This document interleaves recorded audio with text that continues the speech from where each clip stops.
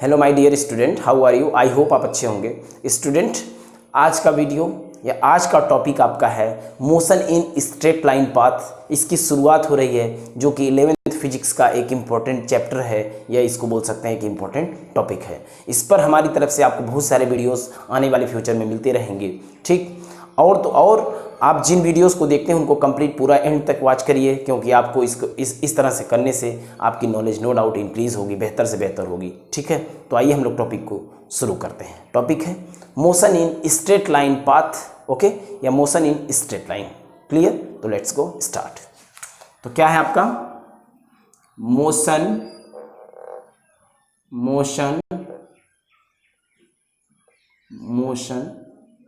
इन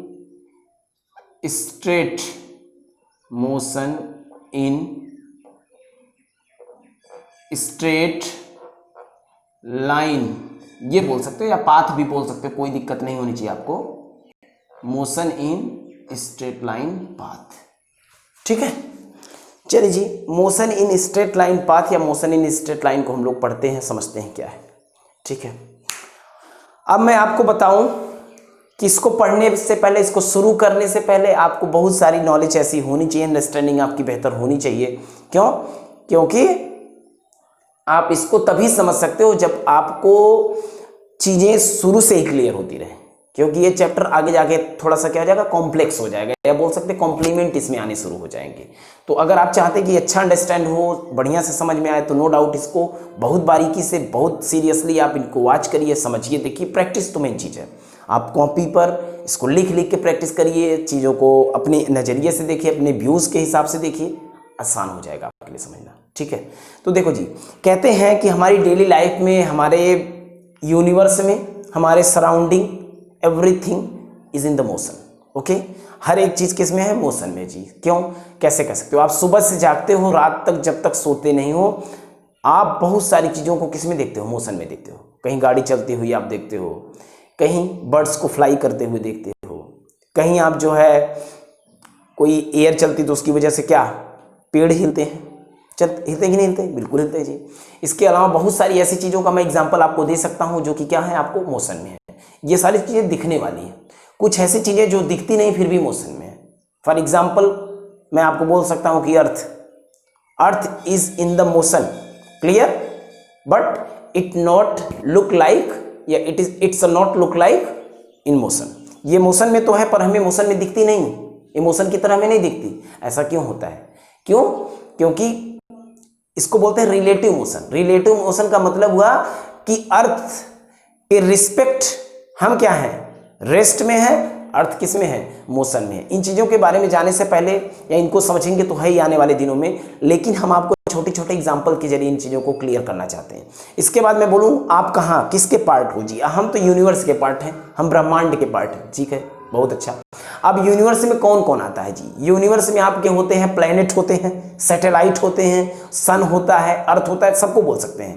planet और satellite में तो ये सारी चीज़ें आ ही रही हैं, ठीक है। ये किसके पार्ट है? यूनिवर्स के हैं। सारे के सारे क्या हैं? ओशन में है, नो डाउट।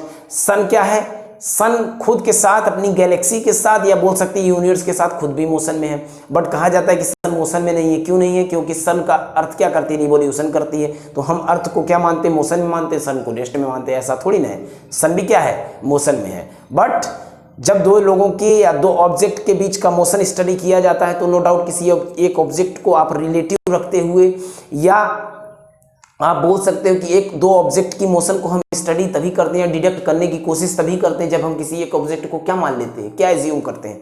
रेस्ट में करते हैं। नो डाउट दूसरी ऑब्जेक्ट हमें तभी मोशन में समझ में आ सकती है। बहुत बढ़िया। अच्छा, अब मैं बोलूं कि एग्जाम्पल के तौर पे कुछ ऐसी भी चीजें होंगी जो कि आपको समझ में आनी चाहिए, ठीक है। अब मैं यहाँ पे बताऊं आपको कि जैसे आप एग्जाम्पल के तौर पे बोलो कि मेरे घर से स्कूल की डिस्टेंस कितनी है? चलो 5 किलोमीटर है। कितनी? 5 km है। चलो आपके घर से स्कूल की डिस्टेंस क्या है? 5 km है। क्या मैं बोल सकता हूँ कि आपने इन बातों को बोलकर स्कूल के या अपने उस वेन्यू की करेक्ट लोकेशन को शो किया? ऐसा बिल्कुल नहीं है। अब कोई बोले कि नहीं, मेरे घर से स्कूल 5 किलोमीटर दूर है, 5 km away from, my home.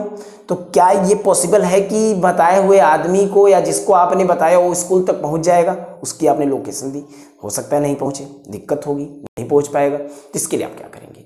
तो यहाँ पे बात आती है जी कि तब हम लोग इस्तेमाल करते हैं फ्रेम ऑफ रेफरेंस का।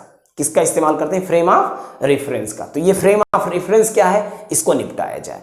तो फ्रेम ऑफ रेफरेंस के बारे में बोला जा सकता है कि हम क्या करेंगे, किसी एक पॉइंट को ओरिजिन मानेंगे, फिक्स मानेंगे, उसके सराउंडिंग या उसके आसपास हर एक चीज़ों को हम अरेंज करता हुआ पाएंगे। एग्जाम्पल के तौर पे मैं स्कूल के ही एग्जाम्पल को ले लूँ यहाँ पर कि हमारे घर से स्कूल कितना है, 5 km अवे है। इस लोकेशन को अगर मुझे एग्जैक्ट दिखाना तो मैं कैसे क्या करूँगा? देखो ध्यान से, मैं बोलूँगा कि ये मेरा क्या है, होम है या हाउस है। चलो ये आपका क्या है, हाउस है जी, ओके। ये आपका हाउस है। अब इसको सेंटर मानते हुए, इसको क्या मानो, अपने हाउस को सेंटर मानते हुए आप एक 5 km का क्या कर सकते हैं, 5 km की रेडियस वाला एक सर्कल ड्रॉ कर सकते हैं। देखिए ऐसा कर दीजिए ना, ऐसा क्या ऐसा कर दिया। अब ये सेंटर है, इससे चाहे आप किसी भी पॉइंट के बारे में बात करेंगे ना, मान लो ये ए है, ये बी है, ये कौन है, सी है, क्लियर है। और यहां पे भी मैं ले लूं, थोड़ा सा इसको इधर कर लूं, तो ये भी मान लो डी है जी। चलो क्या मैं बोलूं, सबके सब 5 km है जी, बिल्कुल 5 km, सबके सब 5 km है, ये भी 5 km, 5 km है, ये भी क्या है, 5 km। इसका क्या मतलब हो पा रहा है? इसका ये मतलब हुआ कि आपने इसको सेंटर बनाया, इस लोकेशन पर से आप हर एक चीजों को, यानी ए बी सी डी किसी को देखोगे। हो सकता है स्कूल हो, स्कूल पे हम पहुंच जाएंगे, पॉइंट डी पे पहुंच जाएंगे। हो सकता है ये हॉस्पिटल हो, पहुंच जाएंगे। हो सकता है ये क्या हो, कोई मंदिर हो, पहुंच जाएंगे। हो सकता है कोई मस्जिद हो, पहुंच जाएंगे। क्या इसका ये मतलब हुआ कि ये चीज हमारे लिए बड़ी मायने रख रही? बिल्कुल जी। क्या रेस्ट में है, बाकी सब मोशन में है? बिल्कुल है। समझ में आई बात कि नहीं आई?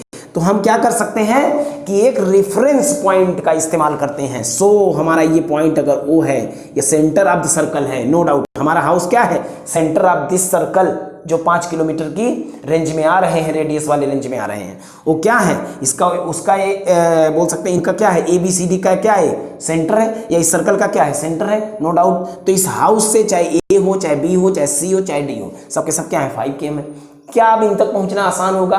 बिल्कुल जी आसान होगा। ये कैसे पॉसिबल हुआ? क्योंकि ये इस रेफरेंस पॉइंट की वजह से पॉसिबल हुआ। किसकी वजह से पॉसिबल हुआ?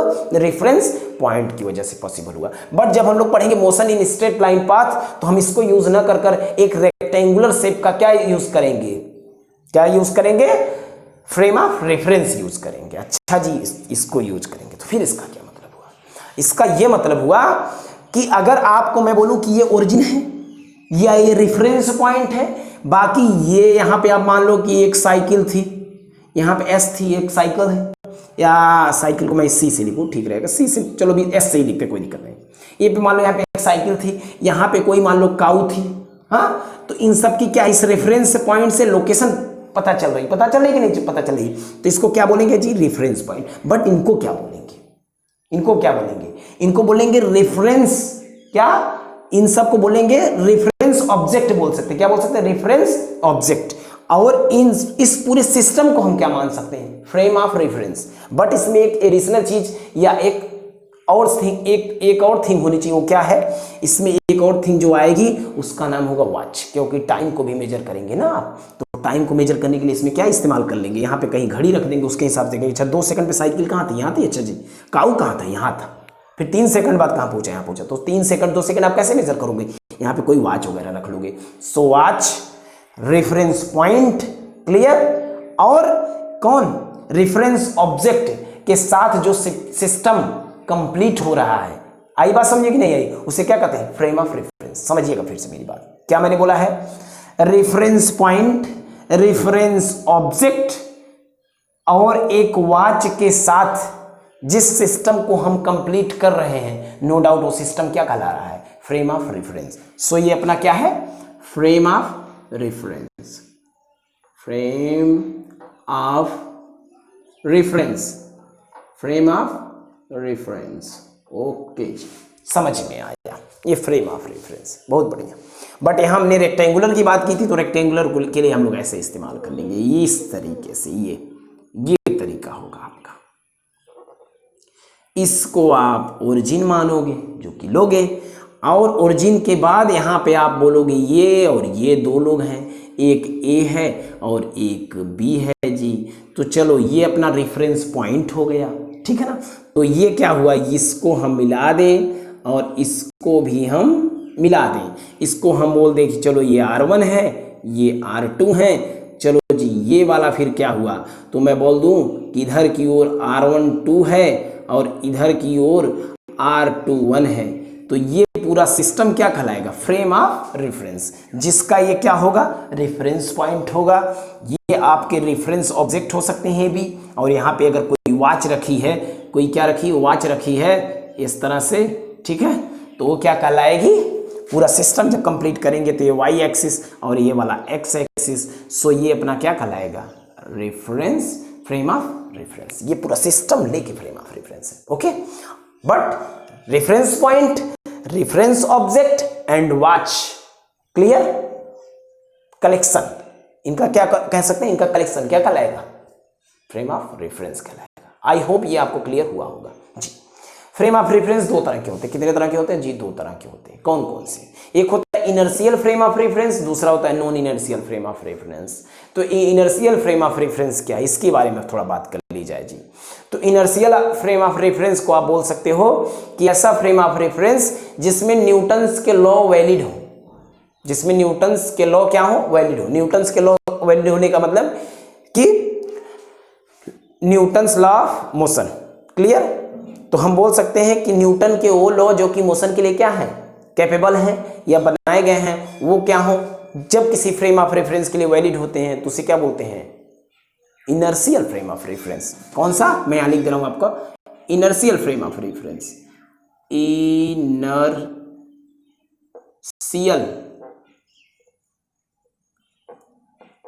फ्रेम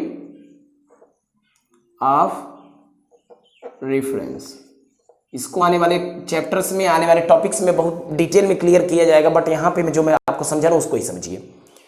ये सिस्टम पूरा लेके आप फ्रेम ऑफ रेफरेंस बोल सकते हो, जिसमें एक रेफरेंस पॉइंट, रेफरेंस ऑब्जेक्ट या इनका जो सेट, आप मैथ के स्टूडेंट होंगे तो सेट तो पढ़ ही रहे होंगे, तो इनका पूरा जो सेट है एक, और वॉच के साथ अगर क्या है, कंप्लीट हो रहा है, तो फ्रेम ऑफ रेफरेंस कहलाता है। सो हमारे फ्रेम ऑफ रेफरेंस दो तरह के होते हैं, एक इनर्शियल फ्रेम ऑफ रेफरेंस, जिसको हम बोल सकते हैं इनर्शियल फ्रेम ऑफ रेफरेंस का मतलब कि इसमें न्यूटन्स लॉज जो है मोशन के लिए, वो सब क्या वैलिड है।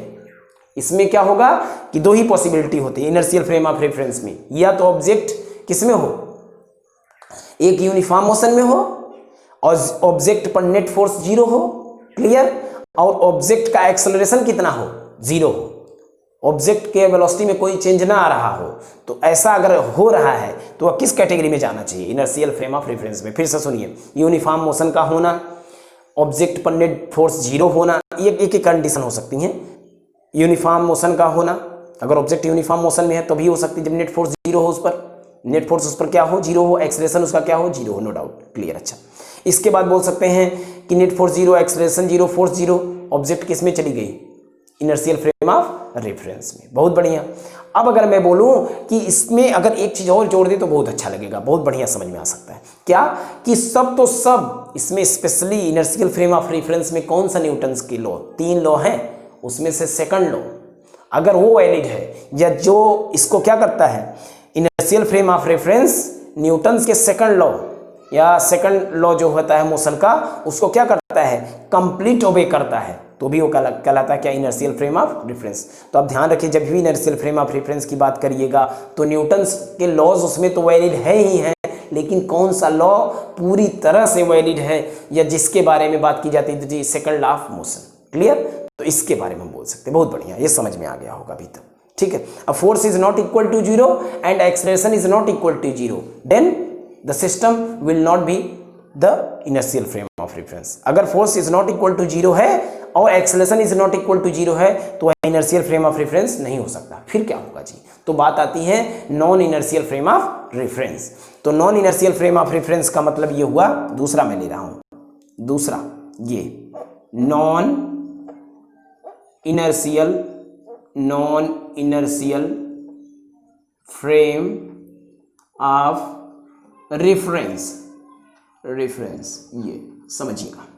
Non inertial frame of reference क्या है, इसके बारे में बात करें तो कहते हैं कि इनर्शियल फ्रेम ऑफ रेफरेंस का मतलब तो हमें समझ में आ गया कि जिसमें न्यूटन्स के लॉ या लॉज ऑफ मोशन क्या हो, वैलिड हो न्यूटन के, ओके, तो उसे इनर्शियल फ्रेम ऑफ रेफरेंस कहते हैं। इसका अपोजिट ले लीजिए, बिल्कुल समझ में आ जाएगा आपको कि जिसमें न्यूटन्स के लॉ, ऐसा फ्रेम ऑफ रेफरेंस जिसमें न्यूटन्स के लॉज वैलिड ना हो, जिसके लिए वैलिड ना हो, क्या कहलाता है, non inertial frame of reference. Clear, आई बात समझ में।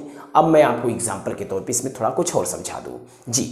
कहते हैं कि इसके लिए f is not equal to 0 होना चाहिए, f is not equal to 0 हो सकता है, और a is not equal to 0, ये भी पॉसिबिलिटी है। अगर ऐसा हो रहा है तो ये नॉन इनर्शियल है, और यहाँ के लिए f इज इक्वल टू 0 और a इज इक्वल टू 0, यहाँ ऐसा हो रहा है तो फ्रेम कैसा होगा, इनर्शियल होगा, और अगर ऐसा हो रहा है तो non inertial frame of reference होगा। आई बात समझ में, बिल्कुल आई। अच्छा, इसको और एक एग्जांपल जोड़ दिया जाए तो बहुत अच्छा लगेगा। इसको मैं बोलूँ कि सर्कुलर मोशन ले लें, यूनिफॉर्म सर्कुलर मोशन या सर्कुलर मोशन ले लें। क्लियर है। अब सर्कुलर मोशन में मान लो कि आप एक सर्कुलर मोशन कर रहे हो किसी कार में बैठ के, तो आपको यह लगता है कि आप पर एक फोर्स लग रहा है, जबकि वो फोर्स होता नहीं है, ठीक है ना। तो आप पर वो फोर्स लगते हुए लगता है कि नहीं, सब कुछ है, फोर्स तो इस पे लग रहा है, पर फोर्स बोला जाए कि सच में वो फोर्स लगता नहीं है। क्लियर। या मैं बोल सकता हूँ एक कार में आप बैठ के सर्कुलर मोशन कर रहे हो, तो आप ड्राइवर हो या कोई क्या हो, ट्रेवलर हो, तो आप पर फोर्स लग रहा होगा, देखने में ऐसा समझ में आएगा, पर फोर्स सच में या रियलिटी में फोर्स होता नहीं, ठीक है। तो जो आप पर फोर्स की फीलिंग आ रही है या लग रहा है कि आपको कोई फोर्स लग रहा है, वह किस कैटेगरी में, वो सिस्टम जिस कार में आप घूम रहे हो या जिस सर्कुलर मोशन में आप घूम रहे हो, जिस सर्कुलर पाथ पे घूम रहे हो, किस कैटेगरी में जाता है, इसमें जाता है। बात समझ में आई, क्लियर है। या मैं बोलूँ किसी एरोप्लेन में बैठ के आप उड़ो, जहाज से उड़ो, समझ में आया। अब अगर किसी जहाज से जा रहे हो तो आप किस के पार्ट होने वाले हो, non inertial frame of reference की। कोई बर्ड उड़ रहा है या फ्लाई कर रहा है, नो डाउट हो किसका पार्ट है, non inertial frame of reference का।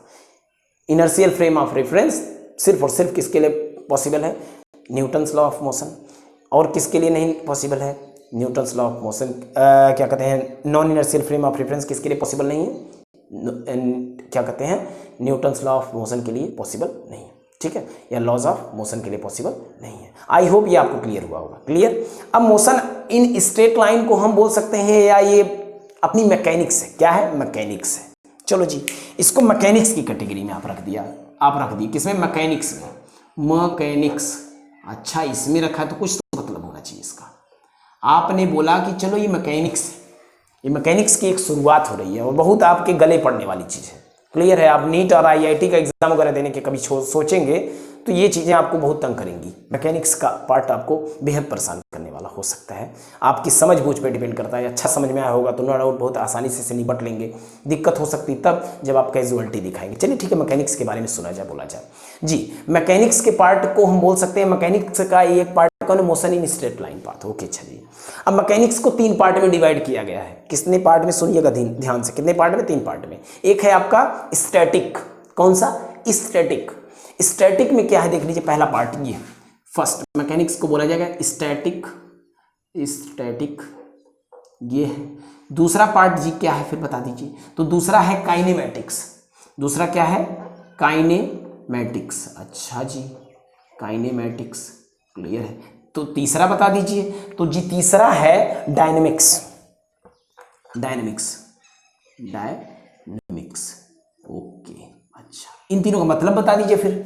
तो स्टैटिक का ये मतलब होता है कि किसी ऑब्जेक्ट पर एक्सटर्नल फोर्स लग रहा हो, इस ऑब्जेक्ट पर क्या, ऑब्जेक्ट किसके, एक्सटर्नल फोर्स के अंडर मोशन कर रही हो, बट हम उसके किसकी, इक्विलिब्रियम सिचुएशन का स्टडी करें। सुनिएगा ध्यान से, ऑब्जेक्ट पर एक्सटर्नल फोर्स लग रहा है, ऑब्जेक्ट एक्सटर्नल फोर्स के अंडर मोशन कर रही है, बट हम उस इन सब के बावजूद ऑब्जेक्ट के किसके, इक्विलिब्रियम सिचुएशन या ऑब्जेक्ट के रेस्ट सिचुएशन का स्टडी करते हैं, तो क्या कहलाता है, वह स्टैटिक कहलाता। समझ जाइएगा ध्यान से। ऑब्जेक्ट एक किस फोर्स के अंडर मोशन कर रही है, एक्सटर्नल फोर्स के अंडर मोशन कर रही है, बट ऑब्जेक्ट इस एक्सटर्नल फोर्स के अंडर ऑब्जेक्ट मोशन कर रही है, बट हम स्टडी क्या करने वाले हैं, या किस चीज को स्टडी कर रहे हैं, ऑब्जेक्ट की किस चीज को डिडक्ट कर रहे हैं, ऑब्जेक्ट के इक्विलिब्रियम सिचुएशन को डिडक्ट कर रहे हैं, स्टडी कर रहे हैं, या बोल सकते हैं हम लोग ऑब्जेक्ट के रेस्ट सिचुएशन को स्टडी कर रहे हैं, तो उसे क्या कहते हैं, स्टैटिक कहते हैं। चलो ठीक है, अगला लेते हैं काइनेमैटिक्स। काइनेमैटिक्स क्या है, इसमें क्या होता है कि ऑब्जेक्ट की मोशन के फैक्टर्स या ऑब्जेक्ट की मोशन के लिए कौन कौन से फैक्टर्स रिस्पॉन्सिबल हैं, हम उनको क्या कर सकते हैं, क्या कर दें, उनको हम दूर हटा दें अपनी नज़रों से, या अपने बोल सकते हैं हम उनको थोड़ा सा उन पर सोचें ना, उन पर थिंकिंग अपनी ना हो कि ऑब्जेक्ट किस या किन किन फैक्टर्स की वजह से मोशन कर रही है, इसको हम ना सोचें, इस चीज़ पर थिंकिंग व्यूज हमारे ना पड़े, हम डायरेक्ट ऑब्जेक्ट की मोशन को स्टडी करें, तो उसे क्या कहते हैं, काइनेमेटिक्स कहते हैं। क्या कहते हैं, काइनेमेटिक्स कहते हैं। सुनिएगा ध्यान से, फिर से मैं बता रहा हूँ।